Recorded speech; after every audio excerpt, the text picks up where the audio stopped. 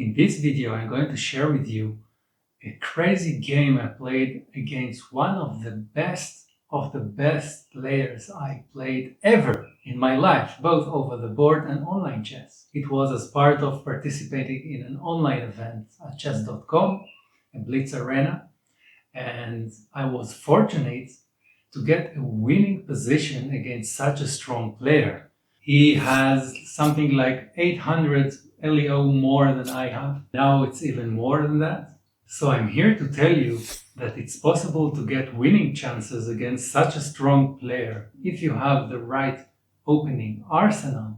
The surprising opening that you can take your opponent out of their comfort zone and get the positions you like to have. So with that and a bit of luck, you can do it. So, e4, knight c6, which is the Nimzowitsch defense. One of the best openings I like to play with black to surprise my opponent.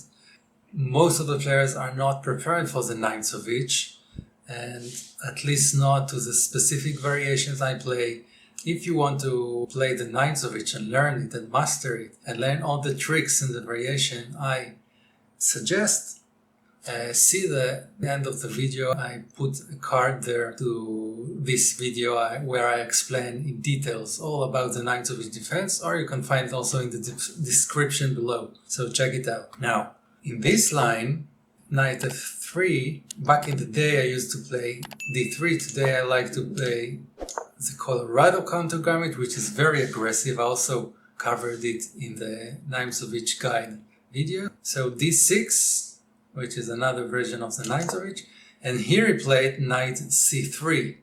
Instead of most of the player will play here d4, which is very reasonable to control the center and so on. And there I play e5, which is kind of counter-scotch gambit I invented. Let's go back to the game. So knight c3, and here I played e5. He played d4. He could also play knight b5 to pin my knight. We are kind of Scotch Nimzowitsch variation, and here I played knight takes e5, and then bishop takes, which wasn't accurate, never mind. Here I played castle in the queen side. I wanted to spice up the game and have some winning chances. He could have played f4, and then I got into trouble. Anyways, he didn't play f4 and did another blunder by the engine, castle short. A rule of thumb, when one side is playing castling the king side and the other player playing in the other side, by definition it will be most likely a very aggressive game, because each one is like a racing. Each one want to attack in the other side. It's, you know, it's very common in Sicilian games, but also here in the Nimzowitsch setup. So let's see. Now he plays f4 finally. And then the idea of the Nimzowitsch, the tango maneuver of the knight, and then go to g6. The timing of doing so wasn't that good, because now he has a queen d4 or queen d3. He should have played d4 with the idea of checkmate here, and then I just need to weaken my pawn structure, and he can get into here with my bishop, but he didn't play that, even though he's a very strong GM. He played more solid. A lot of GMs like to play more solid than, you know, than in my level. So yeah, he moves with his rook. Now I started my attack, and then he blundered. He let me to exchange my knight with this strong bishop. And now I played, which is generally a good move to develop, you know, to control the dark squares in the king side, but move's order wasn't accurate by my side, and I should have played c6 by here. He has the opportunity to move here with either the knight or the bishop, or move here and develop an attack against me. He moved to here, which is inaccurate by the engine. He should have played this and attack here with the idea of checkmate, and if I move here, he can take and raise a very strong attack. However, if he moved here, then I most probably will do this move. So let's move on with the game. So I played bishop e7, knight is5, and now bishop here and rook there. Now f5. I thought here I have to open up the king side very aggressively. You know, it's also a blitz, so I thought it will be a good move to make him the attempt to take here, and then I can move there and attack the queen with my rook. And when I have the two rooks in the middle of the game, this can be very beneficial for me. However, he didn't take the pawn and made this very strong move, you can see. So I blocked him with this move. I should have played f takes e4. There I exposed my queen to the attack in the king side. Anyways, I played this defensive move, and then we both blundered. He should have played this. It's very dangerous for black. I should have played knight e7 to bring my knight to defending. But I was so focused on the attack. Here he just had the brilliant move and sacrificed his knight over here. I wasn't prepared for that. Therefore, this is a blunder. So I took, now check, move the king. He could have played this and maneuvered the bishop to there, and he had a winning position. But he made a blunder also. Now I had this good move in which I forced him to exchange queens and stop his attack. Check, you can see, check and queen. So now he takes, then he take my pawn, free pawn, which I sacrificed earlier and forgot about it. And now g4, which is totally a mistake by him. He should have played rook b5. Then it's an equal game. You can see the evaluation bar.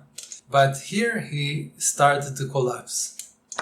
Then I took, takes, and now I made a mistake, which was still giving me a very good position, winning position. I played this move, and then he blundered again. We made a lot of blunders this game. You know, the only chance you have against GM when you catch him in a very weak day or weak match, which one I was fortunate to catch him in this game. But unfortunately, I made a lot of blunders afterwards. But even those initial blunders I made in the early steps of the games, here I still have a winning position. So let's see. Knight d5. I should have played rook to b8. Bishop f3. Then I took. He hanged the pawn. He tried to, give me here a check, but he blundered the pawn. And there. Don't forget, it's a blitz game. First round or two in the blitz arena. So yeah, it's reasonable. So c3. Now knight d3 check. And now I should have crushed him. I'm piece up and he has 2 pawns in return, but I'm still winning both in position and material wise. So from this point and on, I started to mess up. Now I played d5, which is inaccurate, because here he played d1 with the rook. And then the real blunder, because now he just made this brilliant move, attacking both my knight and my pawn. So check. And now he made this very good move, attempting to check me here. Check, check, and now he can take my bishop. I am already, this is defended by the bishop. And now he regained his minor piece, and now his upper piece, and 4 pawns, and position-wise, and yeah. You can see my time pressure is very pressuring indeed, as I had just several seconds here. And I'm not that good in blitz. So yeah. here, and yeah, just a matter of time and checkmate. So, I hope you enjoyed this video. Lots of blunders by both sides, but a lot of good moves. Even though I played a lot of bad moves and blunders, I still got a winning position against this super strong GM player. I was so frustrating by not taking advantage of the winning position and actually winning in practice. And yeah, but still I share it with you that you can learn from my mistakes and from his mistakes. So thanks for watching. If you find this analysis helpful for you, please hit the like button. If you are interested in more chess videos, and particularly in the Nimzowitsch defense, which I talked earlier and I played in this game, which helped me to surprise and taking out my opponent out of his usual variation he liked to play, check this video right now. Beyond that, this channel is not entirely about chess, it's more about self-improvement, self-discovery, entrepreneurship, also building digital assets like YouTube channel or a blog. I'm also a blogger about your hobby. It could be chess or something else. If you want to have some side hustle, you should subscribe to this channel and learn a lot of tips I share from my journey. And see you soon in the next video. Bye for now.